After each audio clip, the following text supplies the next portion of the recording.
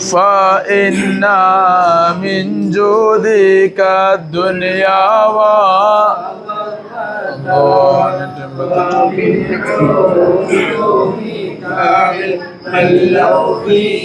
والقلم مولاي صل وسلم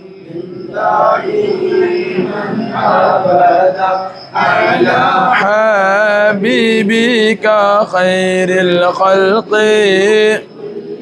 ഇത്ര ദൂരം നമ്മൾ ഓടി വരാൻ കാരണം അത്രയധികം കഴമ്പുള്ളൊരു വലിയ മഹാനാണ് ഇവിടെ കിടക്കുന്ന മഹാന് എന്നുള്ളത് കൊണ്ട് മാത്രമാണ്.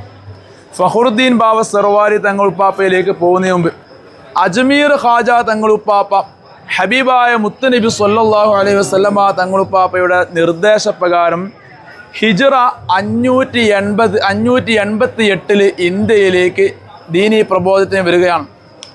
എൻ്റെ വല്യപ്പ പറയാ എൻ്റെ എല്ലാ സുന്നത്തും എടുക്കുന്നുണ്ട്, പക്ഷേ ഒരു സുന്നത്ത് മാത്രം എടുത്തിട്ടില്ലല്ലോ എന്നല്ലേ. അപ്പോഴാണ് അവർ ചിന്തിക്കുന്നത്, പടച്ചവനെ ഞാൻ വിവാഹം കഴിച്ചിട്ടില്ലല്ലോ എന്ന്. അപ്പോൾ ഹിജ്റ 588 ഇന്ത്യയിലേക്ക് വന്നു. 2 വർഷം കഴിഞ്ഞപ്പോഴാണ് ഈ സംഭവം നടക്കുന്നത്. അപ്പോൾ എത്രയായിരിക്കും ഹിജ്റ? 584 മാണികൽ 88 തുടങ്ങി 84 60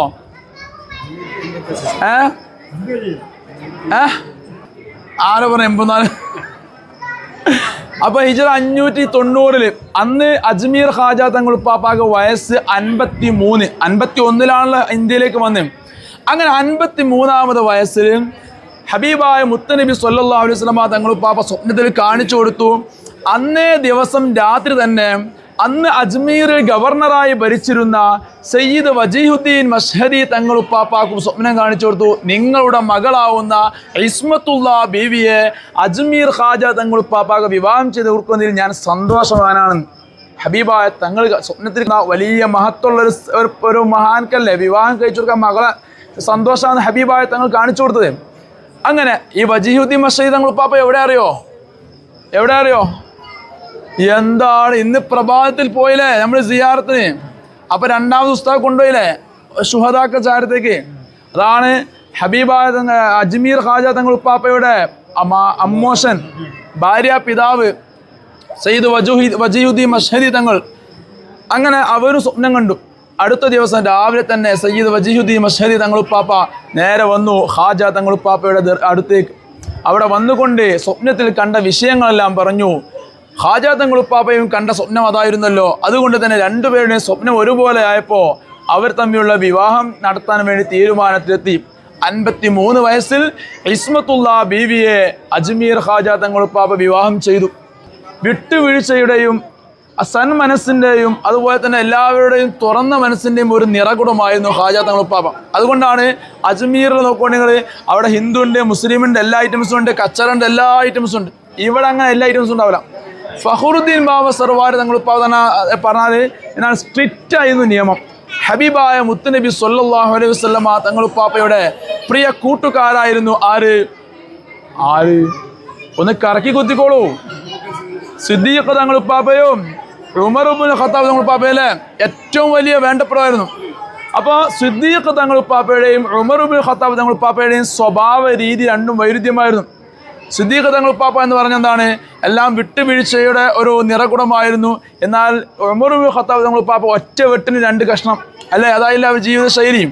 ഇതുപോലെയായിരുന്നു അജ്മീർ ഖാജ തങ്ങളുപ്പാപ്പയും മകനാവുന്ന ഫഖറുദ്ദീൻ ബാവ സർവാരി തങ്ങളുപ്പാപ്പയുടെയും ജീവിത ശൈലി.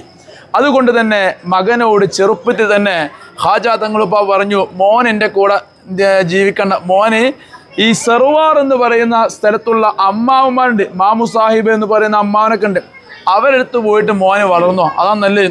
നമ്മുടെയൊക്കെ വീടുകളിൽ ചില വീടുകളിലൊക്കെ ഉണ്ടാവും ഉപ്പമാരും മക്കളും തമ്മിൽ പ്രശ്നങ്ങളുണ്ടാവും. അങ്ങനെ വരുമ്പോൾ ഉമ്മമാർ ആദ്യം എടുക്കുന്ന തീരുമാനം എന്താ? മോനെ കുറച്ച് വിട്ടിരുത്തും അല്ലേ. ചില കുടുംബത്തിലുണ്ടാവും, പരിചയമുണ്ടോ? എവിടെയെങ്കിലും പരിചയമില്ല അല്ലേ. അപ്പം അങ്ങനെ ഉണ്ടാവാറുണ്ട് ചില കുടുംബങ്ങളിലൊക്കെ. സ്വാഭാവികമായിട്ടും ഉപ്പമാരും മക്കളും പ്രശ്നം. ഇതുപോലെ തന്നെ ഖാജ തങ്ങളുപ്പാപ്പ അമ്മാവൻ്റെ അടുത്തേക്ക് പറഞ്ഞയച്ചു. അങ്ങനെ ചെറുപ്പം മുതലേ ഈ സർവാർ എന്ന് പറയുന്ന നാട്ടിൽ വളർന്നു വന്നവരായിരുന്നു മഹാനായ ഫഖറുദ്ദീൻ ബാവ സർവാരി തങ്ങളുപ്പാപ്പ. മഹാനവറുകൾ ദീനിയായ കാര്യങ്ങളെല്ലാം പഠിച്ചത് ഡൽഹിയിലെ അധിപനായ, ഡൽഹി ഭരണാധികാരിയായ, ഇൻഷാ അല്ലാഹ് നമുക്ക് മറ്റന്നാൾ പോകാനുള്ള സ്ഥലമാണ് ഡൽഹി. ഡൽഹിയിലെ ഭരണാധികാരിയായ കുത്തുബുദ്ദീൻ ബക്തിയാർ കാക്കി ദഹ്ലവി തങ്ങളുപ്പാപ്പയുടെ ആ ഒരു ആത്മീയ നേതൃത്വത്തിലായിരുന്നു മഹാനായ ഫഖറുദ്ദീൻ ബാവ സർവാരി തങ്ങളുപ്പാപ്പ ദീനിയായ കാര്യങ്ങൾ പഠിച്ചത്. അതുകൊണ്ട് തന്നെയാണ് ആ രൂപത്തിലുള്ള ആത്മീയമായ നിലക്കുള്ള നിർവൃതി നേടിയ വലിയൊരു ഭാഗ്യം ലഭിച്ച മഹാനായ ഫഖറുദ്ദീൻ ബാവ സർവാരി തങ്ങളുപ്പാപ്പ. ഫഖറുദ്ദീൻ ബാവ സർവാരി തങ്ങളുപ്പാപ്പയുടെ അടുത്ത ചരിത്രങ്ങളിൽ കിടക്കുമ്പോൾ അവിടുത്തെ കറാമത്തുകൾ ഒരുപാട് വിശാലമായി കിടക്കുന്നതായി കാണാം. അതിൽ ഒരിടത്ത് കാണാം, മഹാനായ അജ്മീർ ഖാജ തങ്ങളുപ്പാപ്പയുടെ ദർബാറിലേക്ക് ഒരു ദിവസം നമ്മളെല്ലാവരും ഇപ്പോൾ സിയാറത്തെല്ലാം കയറി ഇറങ്ങില്ലേ? നമ്മൾ കയറാൻ തന്നെ അല്പനേരമല്ലേ കിട്ടിയിട്ടുള്ളൂ അല്ലേ? ജസ്റ്റ് ഒന്ന് കയറി അങ്ങനെ ഇറങ്ങില്ലേ? അങ്ങനെയുള്ള ആ ദർബാറിൽ ഒരു ദിവസം ഒരു മസ്താൻ വന്നുകൊണ്ട് ചുരുട്ട് വലിച്ചിട്ട് ഇങ്ങനെ അതിൻ്റെ ഉള്ളിരുന്ന് ചുരുട്ട് വലിച്ചതിൻ്റെ അകത്തിരുന്നു. ചുരുട്ട് മനസ്സിലായില്ലേ? ചുരുട്ട് പഴമക്കാർക്ക് അറിയാം, ഇപ്പോൾ വേറെ എനിക്ക് പുതിയ ഇതിലിറങ്ങിയല്ലോ. അങ്ങനെ ചുരുട്ട് വലിച്ചിരുന്നപ്പോൾ രാത്രിയായപ്പോൾ അവിടുത്തെ ഖാദിമുകൾ അവരെന്താ ഇത് കണ്ട സമയത്ത് അദ്ദേഹത്തെ വലിച്ച് പുറത്തിട്ട്, അങ്ങനെ പുറത്തിട്ടിട്ട് അവർ ദർബാർ പൂട്ടി, സാധാ പൂട്ടുന്ന പോലെ പൂട്ടിയിട്ട് അവർ പോയി. നിങ്ങൾ ഇന്ന് രാത്രി ഇനി കഴിയുന്നത് ശ്രദ്ധിച്ചു, അവിടെ പൂട്ടുന്നതും തുറക്കുന്നതും ഒരു പ്രത്യേക കർമ്മം പോലെ അവർ ചെയ്യുക. ഇത് പ്രത്യേക ഒരു നമ്മൾ സാധാരണ അവരിങ്ങനെ ഫുള്ള് പൂട്ടണവും തുറക്കണം അങ്ങനെ തന്നെ എന്തൊക്കെയോ ഒരു മാമൂലൊക്കെ ചെയ്യാം. അങ്ങനെ അവർ പൂട്ടി അവർ പോയി. ഈ മസ്താന് ഖാജ തങ്ങളുപ്പാപ്പയോട് ഒന്നും പരാതി പറഞ്ഞില്ല. നേരെ വന്നു 60 കിലോമീറ്റർ 70 കിലോമീറ്റർ ദൂരെയുള്ള മകനാവുന്ന ഫഖറുദ്ദീൻ ബാവ സർവാരി തങ്ങളുപ്പാപ്പാൻ്റെ ദർബാറിൽ വന്നു വിഷമം പറഞ്ഞു.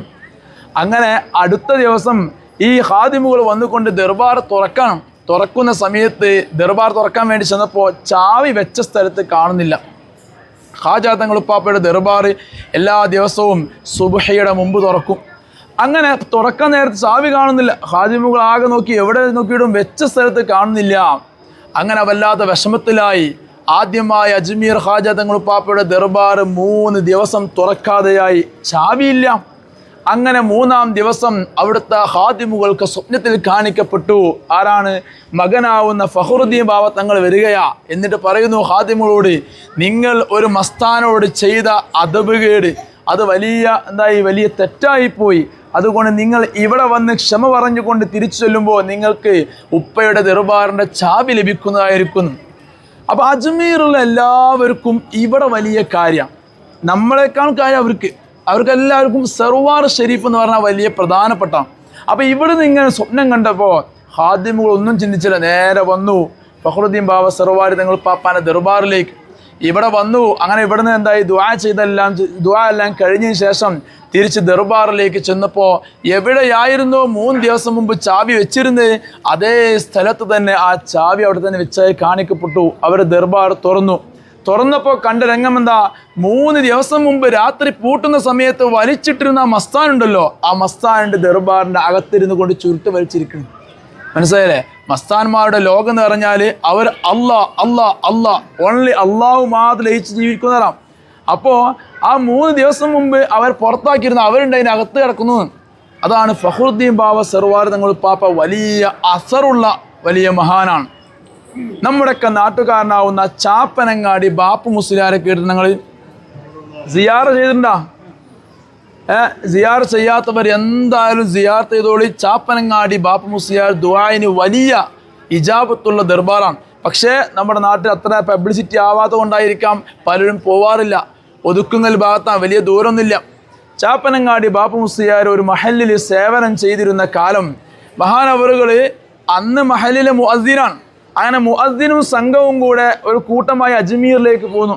അങ്ങനെ രാത്രി സമയമായി അജ്മീറിലെത്തിയ ഉടനെ ചാപ്പനങ്ങാടി ബാപ്പു മുസ്ലിയാർ പറഞ്ഞു, നമുക്ക് സെർവാറിലേക്കൊന്ന് പോകണം. എത്ര വർഷം മുമ്പാ? ഇന്ന് വരുന്ന നമ്മളെ അവസ്ഥ നമുക്ക് മനസ്സിലായില്ലേ? എത്ര ദൂരം ഓടാണ്ട് എന്നുള്ളത്, ഇത്ര ഓടിയാലും എത്തൂല. അന്ന് കാലത്തെ വാഹന സൗകര്യം പോലും ഇല്ലാത്ത സമയത്താണ് പറയുന്നത് നമുക്ക് സെർവാറിലേക്ക് പോകണം. അപ്പം നാട്ടിലെ ഉസ്താദ് കൂടെ വന്ന് ഉസ്താദ് പറയാം. അപ്പം നാട്ടുകാർ പറഞ്ഞു, ഉസ്താദ് എന്തിനാ ഇപ്പം തന്നെ പോകുന്നു, നാളെ പോയ പോലെ. ചാപ്പനങ്ങാടി ബാപ്പു മുസ്ലിയാർ പറഞ്ഞു, പറ്റൂല, എപ്പം പോകണം. അന്ന് ഈ ബാപ്പു മുസ്ലിയാറിൻ്റെ പദവി ജനങ്ങൾക്ക് അറിയില്ല. അപ്പം എന്തായി, ഉസ്താദ് പറഞ്ഞു പോകണം, എന്തായാലും പോകണം. അങ്ങനെ ഈ മുഅദ്ദിൻ്റെ അതായത് ഉസ്താദിൻ്റെ നിർബന്ധപ്രകാരം പാതിരാ സമയത്ത് അവർ ഇറങ്ങി പുറപ്പെട്ടു. നട്ട പാതിരയ്ക്ക് ഫഖറുദ്ദീൻ ബാവ സർവാരി തങ്ങളുപ്പാപ്പയുടെ ദർബാറിൽ എത്തിയ സമയത്ത് അവരിങ്ങോട്ട് വന്നു. വളരെ ബുദ്ധിമുട്ടും കൊണ്ട് ഇങ്ങോട്ട് എത്തിയപ്പോൾ ഉണ്ട് സാധാരണ ഇവിടെ 9 മണി കഴിഞ്ഞാൽ ദർബാർ പൂട്ടും. അങ്ങനെയുള്ള ദർബാറെല്ലാം തുറന്നു വെച്ചുകൊണ്ട് അവിടെ കവാടത്തിൻ്റെ അവിടെ എന്നിട്ട് ഖാദിമുകൾ ഇങ്ങനെ കാത്തിരിക്കുന്നുണ്ട്. അങ്ങനെ ഖാദിമുകൾ കാത്തിരിക്കുമ്പോഴാണ് ഈ സംഘം വരുന്നത്. ഖാദിമുകൾ സംഘത്തോട് ചോദിച്ചു, നിങ്ങളിൽ പ്രധാനപ്പെട്ട ആരോ നിങ്ങൾ കൂടെ ഉണ്ടോന്ന്. അപ്പോൾ അവർ പറഞ്ഞു, ആര് നമ്മളെ കൂടെ? നമ്മളെന്ത്, നമ്മളെ കൂട്ടത്തിൽ മുഅദ്ദിനുണ്ട്, സ്വാഭാവിക മുക്രിയല്ലേ, അത്രയല്ലേ ഉള്ളൂ അവരെ ഭാവനയിൽ. അപ്പോൾ അവർ പറഞ്ഞു, ഖാദിമുകൾ പറഞ്ഞു, അല്ല, കാര്യമായ ഒരാൾ നിങ്ങളുടെ കൂട്ടത്തിലുണ്ട്. അവരങ്ങോട്ടും ഇങ്ങോട്ടും നോക്കി, അവർക്ക് മനസ്സിലാവുന്നില്ല. കാരണം നമ്മുടെ നാട്ടിലെ മുഅദ്ദിനെ അത്ര വില കൽപ്പിക്കാറുള്ളൂ, പൊതുവിൽ അങ്ങനെയല്ലേ, അയാളൊരു ബാങ്ക് കൊടുക്കുന്ന ആൾ എന്നൊരു സിസ്റ്റം അല്ലേ നമ്മുടെ നാട്ടിൽ. ഏതായാലും ഈ ഖാദിമോട് ഇവർ പറഞ്ഞു, ഞങ്ങളുടെ നാട്ടിലെ പള്ളിയിലെ ഉസ്താദിൻ്റെ കൂടെ, അങ്ങനല്ലേ, ഇതുപോലത്തെ ഉസ്താദിൻ്റെ കൂടെ, അപ്പോൾ വേറെ ആരും ഞങ്ങൾ കൂട്ടത്തിലില്ല. അപ്പോൾ ഈ ഖാദിമോൾ പറയുകയാണ്, ഞങ്ങൾ ദർബാറെല്ലാം പൂട്ടി പോയി കിടന്നിരുന്നു. അജ്മീർ ഫഖറുദ്ദീൻ ബാബ സർവാർ തങ്ങളുപ്പാപ്പ ഞങ്ങൾ സ്വപ്നത്തിൽ കാണിക്കപ്പെട്ടു. കേരളത്തിൽ നിന്നും ഒരു വലിയ പണ്ഡിതനും സംഘവും വരുന്നുണ്ട്, നിങ്ങൾ പോയി ദർബാർ തുറക്കണം എന്നും അവരെ സ്വീകരിക്കണമെന്നും. അങ്ങനെ അന്നാണ് ഈ കൂട്ടത്തിലുള്ള ആൾക്കാർക്ക് മുഅദ്ദിൻ്റെ വില ഇതൊരു ചില്ലറക്കാരനല്ല എന്നുള്ളത് മനസ്സിലായത്. ചാപ്പനങ്ങാടി ബാപ്പു മുസ്ലിയാർ വന്ന സമയത്ത് ഇവിടെ ദർബാർ തുറന്നു, തങ്ങൾ പാപ്പാനെ ചാപ്പനങ്ങാടി ബാപ്പു മുസ്ലിയാരെ സ്വീകരിച്ചു എന്നൊക്കെ ചരിത്രങ്ങൾ കാണാം. പറഞ്ഞു കൊണ്ടുവന്നതിൽ അത്രയധികം വലിയ പാണ്ഡിത്യത്തിൻ്റെ നിറകുടമായിരുന്നു മഹാനായ ഫഖറുദ്ദീൻ ബാവ സർവാരി തങ്ങളുപ്പാപ്പ. അജ്മീർ ഖാജ തങ്ങളുപ്പാപ്പാൻ്റെ അടുത്ത് പൂർവികരൊക്കെ പറയുന്നത് കാണാം, അജ്മീർ ഖാജ തങ്ങളുപ്പാപ്പാൻ്റെ അടുത്ത് നിങ്ങൾ പോയി ദുആഇരക്കുമ്പോൾ ആ ദുആഇനേക്കാളും അവിടെ വലിയ പദവി, ഒരിക്കലും അവിടുത്തെ സ്ഥാനം കുറയുന്നില്ല. പക്ഷേ നിങ്ങൾ ഫഖറുദ്ദീൻ ബാവ തങ്ങളുപ്പാപ്പാൻ്റെ അടുത്ത് വരികയാണെങ്കിൽ ഇവിടുന്ന് ദുആഇരുന്നോളൂ, ഇവിടെ ഇജാബത്ത് ഉറപ്പാണ്.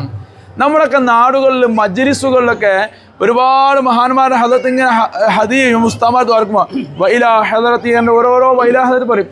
എല്ലാ ദുആയിലും വൈലാ ഹദറത്തി അജ്മീർ ഖാജിനെ പറഞ്ഞ ശേഷം ഉടനെ തന്നെ പറയും വൈലാ ഹദറത്തി ഫഖറുദ്ദീൻ ബാവ സർവാരി എന്നുള്ളത്. ഇനി ഏതേ മജ്ലിസിൽ കൂടുമ്പോൾ ശ്രദ്ധിച്ചുകൊണ്ട് അപ്പം എന്താണ്, അത്ര മഹത്വമുള്ള വലിയൊരു മഹാനാണ് മഹാനായ ഫഖറുദ്ദീൻ ബാവ സർവാരി തങ്ങളുപ്പാപ്പ. നിലവിൽ ഞാൻ 2 കറാമത്തുകളാണ് പറഞ്ഞത്. ഇങ്ങനെ പറഞ്ഞ ഒരുപാട് നീണ്ടു തിരിച്ചു പോകുമ്പോൾ ഒരുപാട് വെയിൽ കൂടും. അപ്പം നമ്മൾ ഇതിന് മനസ്സിലാക്കേണ്ട കാര്യം, ഇവരൊക്കെ ജീവിച്ചിരുന്ന കാലത്ത് വലിയ അഅല മർത്തബയിലെത്തിയെന്ന് മാത്രമല്ല, ഇവരുടെ വഫാത്തിന് ശേഷമാണ് ഞാൻ ഒന്ന് നമ്മുടെ നാട്ടുകാരെ കുറിച്ചുള്ള കറാമത്തും പറഞ്ഞതും അതുപോലെ തന്നെ ഇവിടെ നടന്ന പൂർവികമായ ആ മസ്താൻ്റെ വിഷയവും പറഞ്ഞത്. ഇതൊക്കെ നമുക്ക് മുമ്പിൽ അറിയപ്പെടുന്ന ഓരോ ചരിത്രങ്ങളാണ്. ഇതിൽ നമ്മൾ മനസ്സിലാക്കേണ്ട കാര്യം, വലിയ ഇജാബത്തുള്ള എന്നാൽ വലിയ കഴമ്പുള്ള വലിയ മഹാന്റെ ചാരത്താണ് ഇപ്പോൾ നമ്മളെല്ലാവരും എത്തിയിട്ടുള്ളത്. അല്ലാഹു സുബ്ഹാനഹു വ തആല നമ്മളിവിടെ വന്നവും സിയാറത്ത് ചെയ്യുന്നതെല്ലാം കബൂൽ ചെയ്യുമാറാവട്ടെ. ആ പ്രിയമുള്ളവരോട് പറയാനുള്ള എന്താ പറയുക, ഇന്നലെ ഉസ്താദ് പറഞ്ഞിരുന്നു, നിങ്ങൾ ഉംറ ആഗ്രഹിക്കുന്നവരോടൊക്കെ അവിടുന്ന് കാര്യമായി ദ്വാരന്നോളിന്ന്. അതുപോലെ മുസ്താദ് ഇജാബത്തുണ്ട് എന്നുള്ള യാതൊരു സംശയമില്ല എന്നുള്ള നമ്മുടെ നാട്ടിലെ പൂർവികരായ മഹാന്മാരെല്ലാവരും പറഞ്ഞ കാര്യമാണ്. ചാപ്പനങ്ങാടി ബാപ്പു മുസ്ലിയാർ അന്ന് രാത്രി നട്ടപ്പാതിരയ്ക്ക് ഇങ്ങോട്ട് വരുന്നുവെങ്കിൽ ആ ബാപ്പു മുസ്ലിയാരുടെ പദവി തന്നെ എത്രയോ ആല മർത്തബയിലാണ്. അപ്പോൾ അവരുടെയൊക്കെ മനസ്സിൽ ഇവിടേക്ക് കൊടുക്കുന്ന ആ ഒരു സ്ഥാനം, ആ റെസ്പെക്റ്റാണ് ആ സംഭവം. മനസ്സിലായല്ലേ? അല്ലാഹു സുബ്ഹാനഹു വ തആല ഇവരുടെയൊക്കെ ബറക്കത്ത് കൊണ്ട് നമ്മുടെയൊക്കെ ജീവിതം ഹൈറിലാക്കുമാറാവട്ടെ. നമ്മൾ ഈ ചെയ്യുന്ന സിയാറത്തിൻ്റെ ബറക്കത്ത് കൊണ്ട് നമ്മുടെയൊക്കെ ജീവിതം അല്ലാഹു സംശുദ്ധമാക്കി തരുമാറാവട്ടെ.